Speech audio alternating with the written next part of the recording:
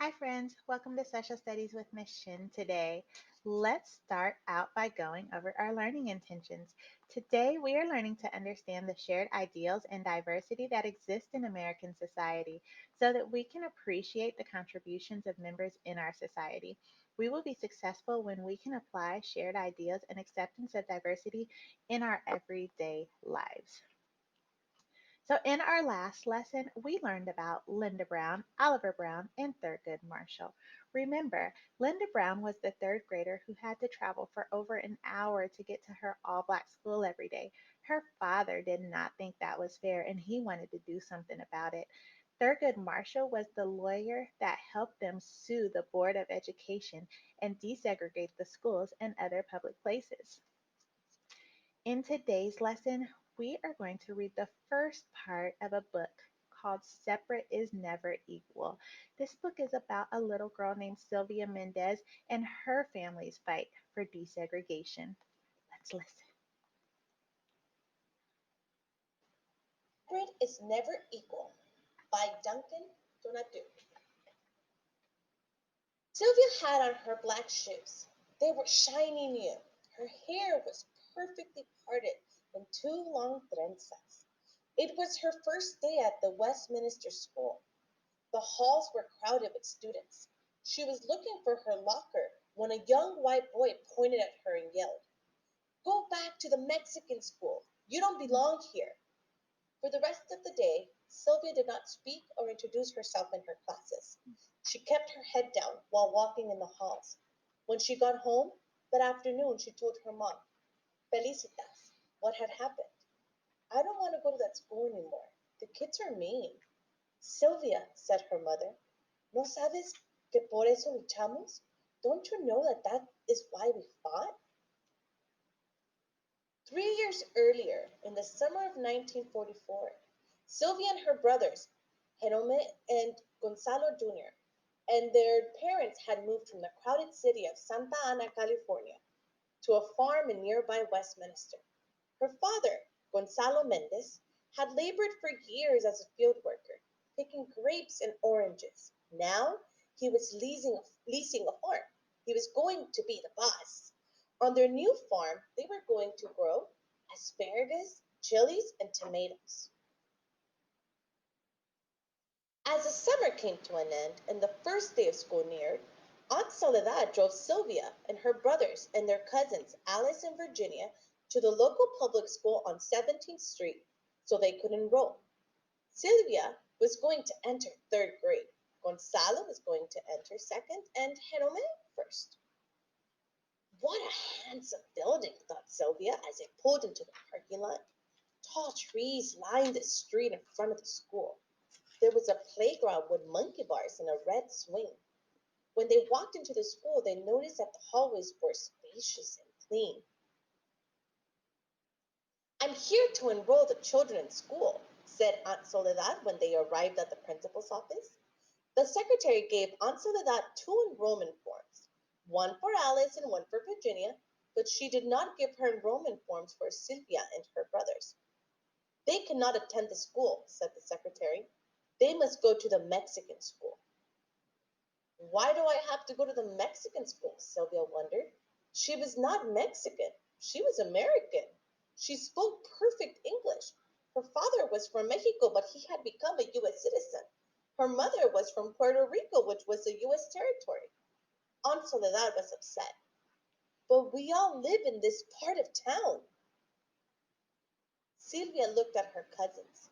They had light skin and long auburn hair, and their name was Vidaurri. Their father was Mexican, but out of fresh descent. Then she looked at her brothers and at her own hands and bare arms. She wondered, is it because we have brown skin and thick black hair and our last name is Mendez? "Rules are rules," said the secretary. "The Mendez children have to go to the Mexican school." "I will not be enrolling any of them then," said Aunt Soledad, and she stormed out of the office, taking Sylvia and the other children with her. When they arrived home, Aunt Soledad told Sylvia's father what had happened. Mr. Mendez told her not to worry. It had to be a mistake. He would take care of it. He was a businessman and he was used to dealing with people. The next day, Mr. Mendez met with Mr. Harris, the superintendent of the Westminster School. Mr. Mendez explained that his family had just moved to a nearby farm. The public school on 17th Street is the closest school to our house, and my children should attend it. Your children have to go to the Mexican school, said Mr. Harris.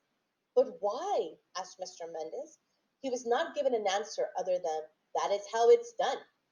In the following days, Mr. Mendez met with Mr. Atkinson, the county superintendent, Mr. Harris's superior, and then with the school board, which oversaw all of the schools in Orange County. But they all said the same thing. Your children have to go to the Mexican school.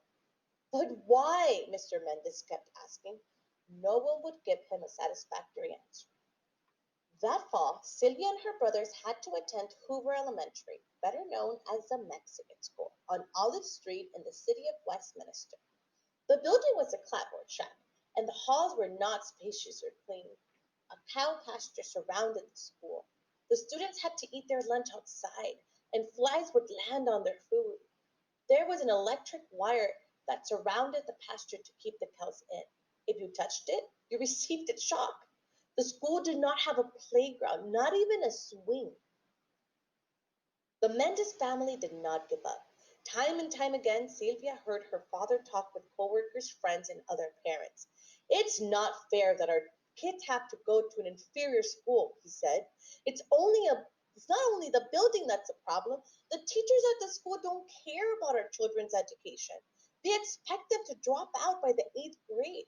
How will our children succeed and become doctors, lawyers, or teachers? Mr. Mendez created a group called the Parents Association of Mexican American Children. He tried to collect signatures for a petition to integrate schools so that all children, regardless of their skin color or background, could have the same opportunities. But every time he asked someone to sign the petition, he would get the same answer. No queremos problemas. We don't want any problems. Many of the parents worked on farms owned by white families and feared they would lose their jobs if they supported the petition. One day, a truck driver overheard Mr. Mendez trying to convince a worker to sign his petition. You know, said the truck driver, you could file a lawsuit.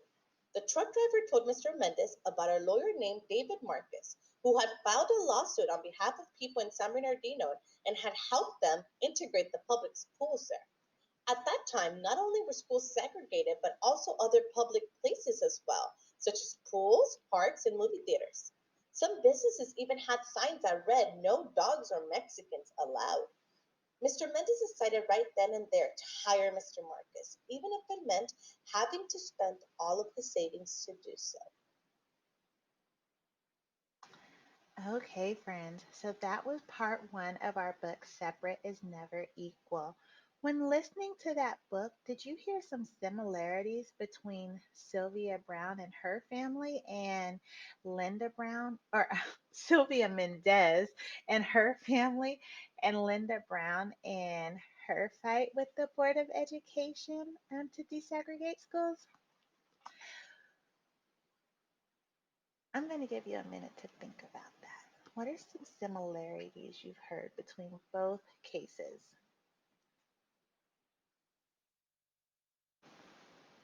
I hope you thought about things like they both had to go to schools that were not close to their home.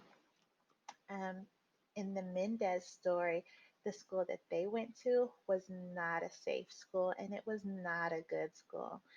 Um, Another similarity that I heard was that Sylvia Brown's father and Linda Brown's father both knew that those situations were not fair and they both wanted to do something about it.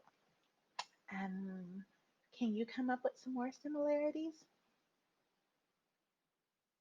Okay, if so, that's a discussion that I would really love you to have with your teacher. Tell them one more similarity that you noticed from this story and from the Brown first board. Okay, so today we learn to understand the shared ideas and diversity that exist in American society so that we can appreciate the contributions of members in our society. We will be successful when we can apply shared ideas and acceptance of diversity in our everyday lives.